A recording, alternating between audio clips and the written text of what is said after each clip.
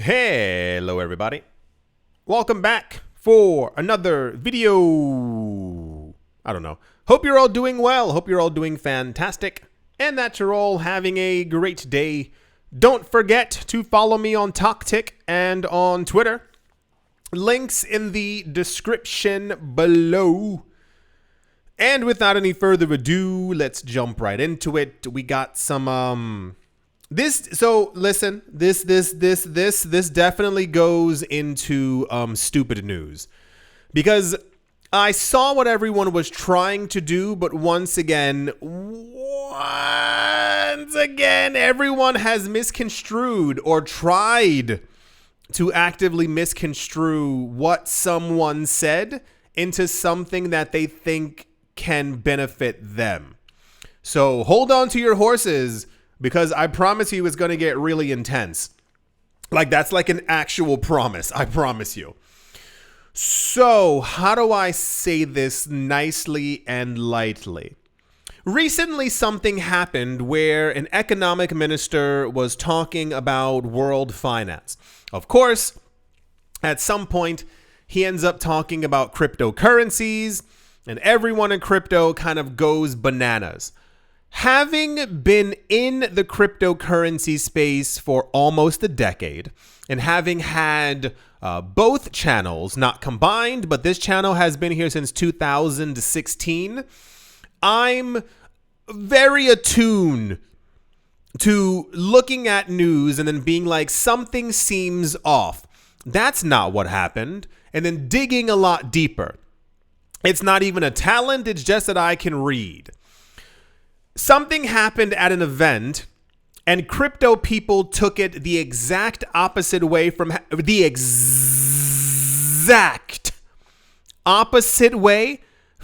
what was actually said. So I'm going to tell you what happened. I'm going to tell you how people misconstrued it and tried to make it work in their favor. And then we're going to go back to what actually happened. Everyone ready? It's going to be a doozy. That's a promise. At the 2024 Tsinghua Wadoukou Chief Economist Forum in Beijing, former Chinese Finance Minister Liu Jiwei, Jiwei, called on China to keep a close watch on cryptocurrency advancements. According to a recent report by Josh O'Sullivan from Cointelegraph.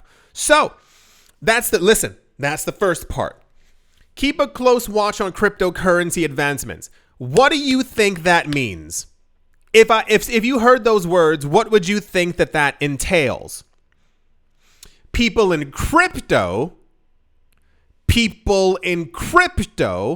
would assume that means cryptocurrencies are doing so well that China also needs to jump on board and basically make Bitcoin the coin of the people. Normal people who follow history and know anything about economics, and I mean even big, like Chinese economics, understand that that's a warning. See the difference? One, people think that China's getting on board and going, okay, we're tired of oppressing people. I guess we can give them fair and free decentralization. And then other people who exist in reality go, oh, yeah, well, of course, it's China. I'm not sure if you noticed, but the news is in the last 10, 20, 30 years, China is trying to become like the world economic superpower. In order to do that, you have to have your own currency. So while a lot of people, as I always say, I know a lot of people are brand new to the market, and hello to all of you, but it's time, like when I say like do your own research, like it's not like about like the crappy Solana coin that you're trying to buy. It's like read world news. Like read news about the economy. Why is China not doing bad now? Can you tell me why their economy is so messed up? Why they have to print money? Remember what Evergrande is? There's a whole bunch of things inside there. This is also part of the issue that we had with India a number of years ago. People were perplexed Why are they getting rid of larger bills? Why do they think that people are laundering money? Why do they think that their citizens aren't paying taxes? Why haven't they adopted crypto? It's because India also looks poised to potentially become a gigantimous world economic power. That tends to happen when you almost have 1.5 billion people living within your borders. So, usually, governments that have stronger rules and regulations surrounding freedom tend to have a bit more of a hold on the idea of currency, or what currency means, or who can issue said currency. There's a reason why they're called centralized banks. It's because at the center of the bank, that's where you get the entire idea of it. The news came out that a former Chinese finance minister basically spoke at an event and told Chinese authorities to keep a close watch on cryptocurrency advancements.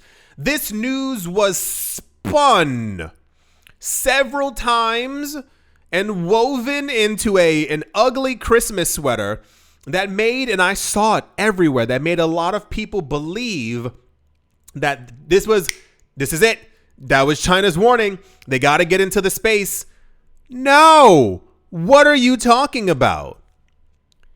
In his speech, as reported by Sina Finance, Liu pointed out that digital assets could pose serious risks to financial stability. If you weren't here a number of years ago, that's accurate. That's true. But you're not also understanding why. Maybe one or two of you, maybe someone who's been here for a while, can you tell me why it actually poses risks to financial stability and what that means?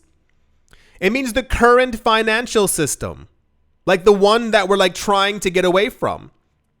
Yeah, see, it's crazy, right? It's actually true. A number of years ago, starting around 2014-15, there were these really weird government survey kind of things. I don't know if you remember them. They became really popular in the news around 2017, 2018, when Bitcoin went from $800 to $20,000 per coin. The surveys were basically, I think, from the Bank of England. There was also one in the US and multiple other places. And the question was, do cryptocurrencies pose a risk? Now, the average person, once again, would hear that and go, well, my bank account's fine. It's not really causing a risk to me. I might even get a little richer, right? What it means to a government is, if you keep seeing that there are 10 to 15,000 new people on the planet daily who are opening up or activating Bitcoin wallet addresses, what happens if that happens every month? You probably have a good 300 to 450,000 wallet addresses every month. What happens if that goes on for a year? What happens if that number increases to 30,000 a day? What happens if it becomes 80,000 a day? What happens when you start seeing people who are supposed to be using the US dollar, the euro, and the yen, they start using Bitcoin instead? When you have more government clampdowns around everywhere around the world, and you see that in places that have hyperinflation beginning to shift their money and their paychecks into Bitcoin, that is the cause for concern for governments. When you ask the question, why are all these rich people buying up all the Bitcoin? And I sit here till I'm blue in the face trying to explain to everyone why. This is why. Why do you think we're getting price predictions of Bitcoin at $14 million, $23 million? By 2040, $40 million Bitcoin. What does that do to the current economic system? What does that do to the people who are currently in power? Why do you think Jamie Dimon doesn't like Bitcoin? Why do you think Warren Buffett doesn't like Bitcoin? The people who made their money from the old system want the old system. Why do you think we're still using Swift? You can have Zelle and Cash App and all these other things on top of it. Why do you think the finalization is still on a system from the 1970s? It's all by design. Now, what happens when a person or a group of people create something in 2009 that allows people to have some kind of economic freedom? What happens in 2014 where more people start getting on the bandwagon and they go, this sounds kind of cool? What happens in 2024 when every day you have 50, 55, 75,000 new wallet addresses being activated who are all buying Bitcoin? Remember that one day where we had 330,000 new wallet addresses on Bitcoin? What do you think that means for the old system, my friends? Remember those surveys I was just telling you about that we were getting a couple of years ago? If you remember the articles that they had in 2020 and 2021, they shifted.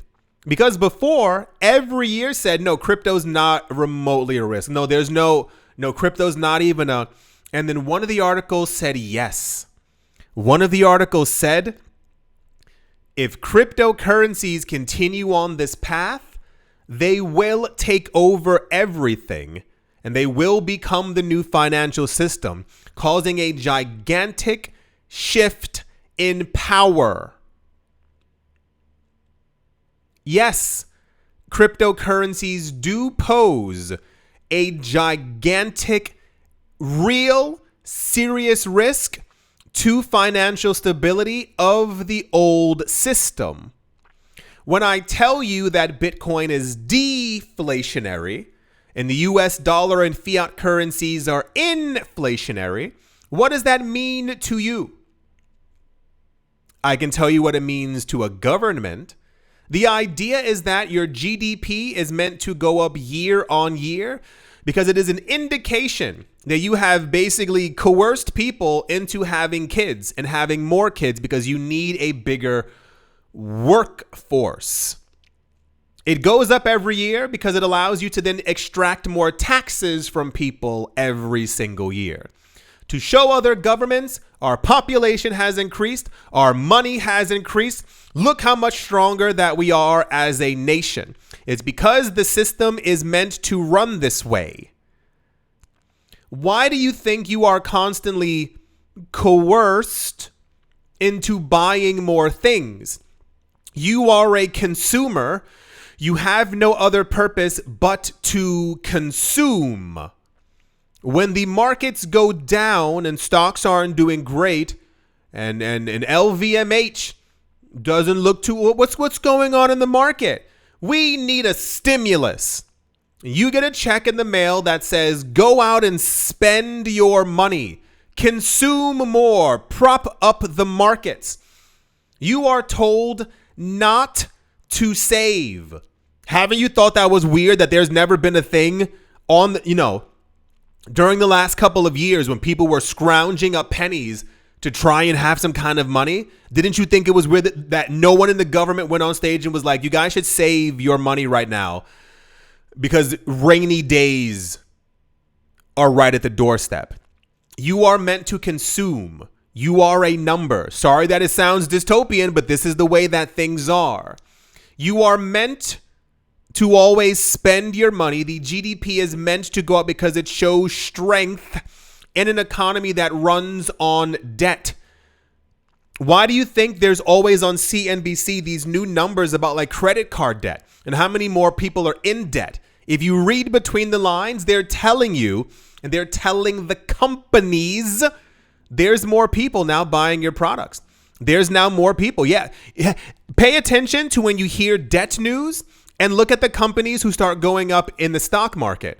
Why do you think they're going up in the stock market? Because they've convinced you for the next 5, 10, 15 years to be in debt to them. That increases the valuation of that company. You know what it means for Bitcoin to be deflationary?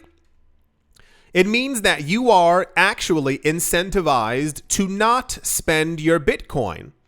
The idea of deflation is that prices of things get cheaper every year. You are incentivized to hold on to your crypto, hold on to your Bitcoin, because that TV, that car, that house that you want to buy is going to be worth less next year, allowing you to be able to buy more the following year. I know it sounds, what's the word? Confusing, because we've only lived in an inflationary word.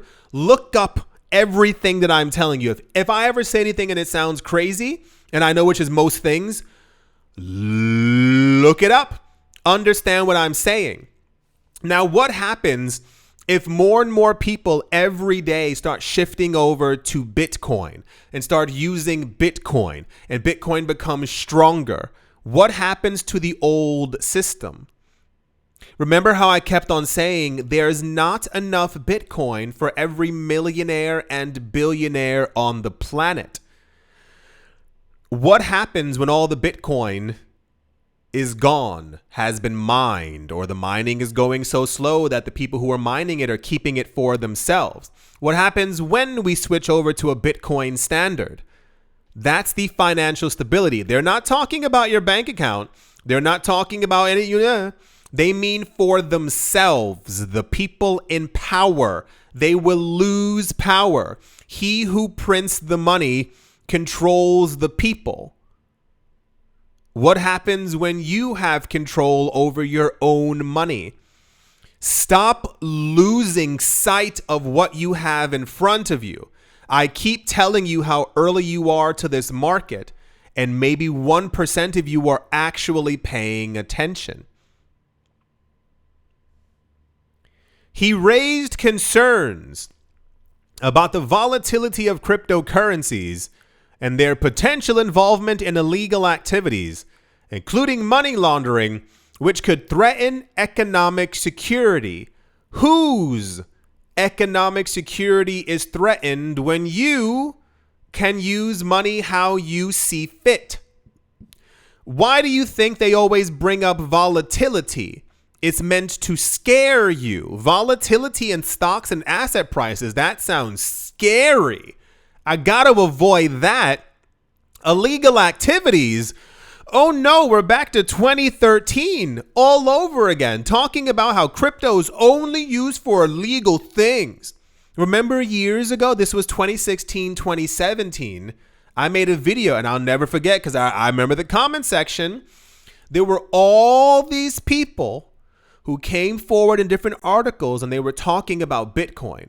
Bitcoin's only used for money laundering. Bitcoin's only used for illegal things. And there was one article that said Bitcoin is only used to get, the term would be, ladies of the night. Why do you think they've been trying so hard? Why do you think Bitcoin is now serious to them? Lou also noted the changing attitude in the United States towards digital currencies, especially after the approval of spot Bitcoin ETFs by the United States SEC in January. The only reason why I think we actually have Bitcoin and Ethereum ETFs in the USA is because of Grayscale suing the SEC, but also because of BlackRock. You don't understand how powerful BlackRock actually is. Didn't you all think it was kind of weird that BlackRock randomly got into the space and immediately took 3 months? BlackRock alone holding over 300,000 Bitcoin. Imagine seeing the shift in the economy and everyone else is afraid, and BlackRock goes, all right, time to buy as much as we possibly can. He urged Chinese policymakers to take these global developments seriously, as they could have significant consequences for the financial markets. Which financial markets? It's theirs. If you don't play ball, you lose the game. If you don't get it under control, this is what he's saying. If you don't get this under control, it's going to seep out. What happens when you have Bitcoin futures? What happens when you have multiple Bitcoin ETFs, when you have Bitcoin options, when you have Bitcoin staking, and you see 300,000 people getting into the market every single day? Who has the problem? It's not the holder of Bitcoin. It's the old system. Why do you think I'm such an advocate for everyone on the planet to have some Bitcoin? Why do you think I always say it would be great if we had 4 billion other people in the market as well? The people who Bitcoin is actually for. Rich people are buying and holding and hoarding all the Bitcoin. Why do you think that is, my friend? Look at how far we've come in 15 years. What do you think the next 15 years holds for Bitcoin? How high is the price? Do you think it was random that all these rich people understood Bitcoin out of nowhere? That they bought all of it? When the world changes and Bitcoin goes to $1 million per coin, and that's when retail begins to rush in, there won't be any Bitcoin for you. You talk about the wealth transfer, it's happening silently right in front of you. What do you think the future is going to look like when the average person realizes what's going on and they maybe are able to buy 10,000 Satoshis? That's going to be a lot of money in the future. Now, what happens to the people who are buying Bitcoin now? Do you understand what I'm not even implying what I'm saying? There's only 2 options for Bitcoin. Bitcoin either goes up to $100 million per coin or it goes to 0. There is no in between. The higher the price goes, the more people get into it. The more people that get into it, the higher the price goes. It is a loop.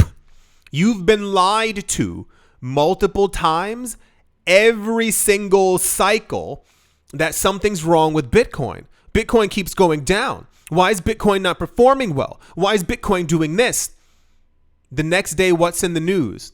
$117 million worth of Bitcoin was bought up. MicroStrategy just bought another 17,000 Bitcoin. Well, Bitcoin's going down. Bitcoin's been going down for 3 months now. Whales this month bought $1 billion worth of Bitcoin. MicroStrategy now has 165,000 Bitcoin. What do you think is happening? Where do you think this goes? Have you ever looked at, if you get a chance, look at stock prices from the 80s and 90s to where they are right now, like the NASDAQ, S&P, all of it. Look at the actual growth in time that it took. When you keep hearing these people who made, great fortunes in the stock market, do you think it's because they entered the cryptocurrency market or the stock market and then left? Or do you think they bought the assets and held on to them? Buying Apple stock at 25 cents. Buying Amazon. When I remember I was a kid when Amazon stock first came out and people were like, this thing is not, they're selling books. This thing isn't going to go anywhere. Now, what happens when you already have, for those of you who missed it, there are governments who are already using Bitcoin for imports and exports. Google it. We have over a dozen countries that we know of who are mining Bitcoin. How many governments are holding Bitcoin? Do you remember the number of central? That's the thing that got me the most, is that I remember when that news came out, because I remember the title. I was so hyped. There was a survey done of 19 central banks. 12 of them responded, and they each individually hold billions of dollars worth of Bitcoin. Where do you think this is all going? Why do you think this guy's talking about there's a problem with crypto? They're scary. Get this under control. We're not going to be able to control it. It's all right in front of your face. And that's the worst part. is that you hear the news that something is going on and then you ignore it. You pretend it's not there, and then in 10 years you wonder why you're exactly where you were before.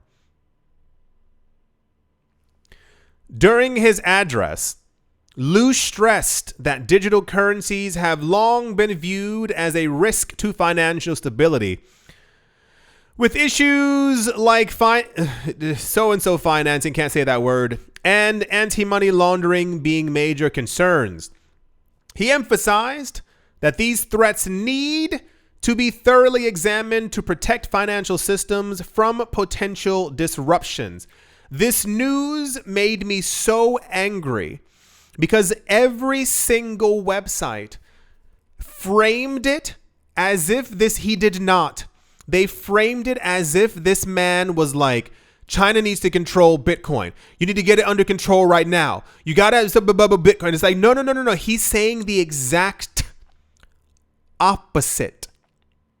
If you want to be a world economic power, you cannot let control slip out of your hands to the people.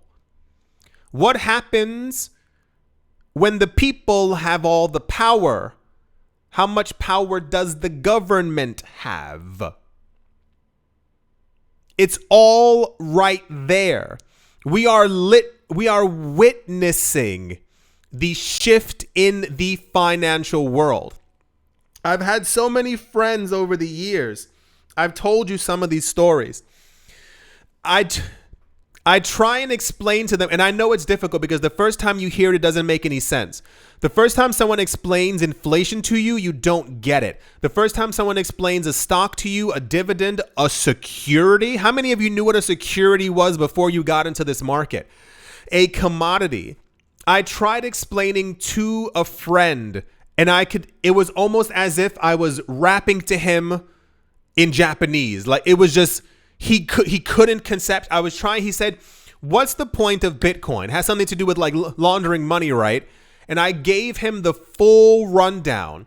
I told him, because you sound crazy when you tell someone the words economic freedom, because you assume that I'm completely free. I mean, the bank can freeze my account and take my money, and the IRS takes out money all the time from my account, but I'm completely free. There's not, like, the connection doesn't mend in the mind that something might be wrong. Everyone has that snap. Everyone has that moment where they get it. I was at dinner with another friend, and I'll go backwards. I was at dinner with another friend, and we were talking about finance. We were talking about money and blah, blah, blah, all these other things. And he said it's so crazy because like he gets it now. He understands that like something's wrong with the system. Everything is run on debt. Like people can't get ahead because the system isn't meant for them to get ahead. You are literally always meant to be in this bind that tells you to get into debt. You have to get into debt. You have to have a nice car. You have to have a nice house. You have to have a nice so-and-so. You have to take expensive vacations. And it's all a lie to simply keep the economy trying to go forever. When I spoke to the first friend and I was explaining all these things to him, and I was explaining what Bitcoin was for and what it is and what it's becoming and what it's going to be, he looked at me like I was crazy. He was like, but we already have dollars. He's like, they can just print more dollars. And I was like, yeah, if you print more, then like it devalues the other one, and that's how we get inflation. Yeah, but then if it's devalued, just print more. And I was like, no, like you're not getting it. That's like, it shouldn't be like an infinite printing press. The point of Bitcoin is like a new system for the world, for the people. And he was like, yeah, but we already have us. And like, it's going to take him a year. And that's what I think also is the other issue when it comes to people getting into the crypto market. Most people will sit on the sidelines because you don't understand what's happening. All you see is that prices are going up and down, and like the rest is nonsense to you. You don't really get it until you finally get it and you realize like, oh my gosh, like I'm late to the party. And then you get into the market, and then 10 years later, you realize that you were early. That's why I keep saying you're all early. These ideas of like, am I late to buy Bitcoin? Is it too late to buy Ethereum? It's nonsense. We are at the beginning of the change of the literal world. Like I said, This news annoyed me because every other article spoke about this as if this man was waving a flag and he was like, no, this is it. We got to get it under control. For those of you who missed it, Bitcoin mining in China is not illegal. You just typically have to have a lot of money. You need like a big mining operation to mine a Bitcoin. And you also have to have government approval that you're not basically using electricity from a small province or something like that who only has a couple hundred houses. And therefore you're draining all of their literal electricity. We had news that the majority of mining for Bitcoin is still happening in China. And people were perplexed. How's that possible? It's banned there. It's not banned. They know what's going on. Why do people keep thinking that governments and institutions don't understand what's happening with the world? That's such a weird thing in my mind. People assume that you're the only one who knows the news. You think you're the only one who knows that like we're spinning and that we're going to see the sun tomorrow? These people know exactly what's going on. Why are governments minting and mining Bitcoin? So when we get to that crazy future where Bitcoin has taken over everything and the wider public begins to remember this video, remember my words, remember me screaming into this microphone, remember me trying to tell you, as I've been trying to warn you for years, back when Bitcoin was at 3 figures in price. When Bitcoin goes to 6 figures, remember this. When Bitcoin goes to $500,000, remember this. When Bitcoin goes to $1.3 million a coin, understand everything that we've been talking about. Oh boy. I hope you've all enjoyed. I hope you all are having a great day. Morning, afternoon, evening, wherever you are, wherever you might be. I do hope it's absolutely fantastic. Thank you all once again for watching, listening, liking, commenting, and supporting. And I will most certainly be talking to you all soon. See you.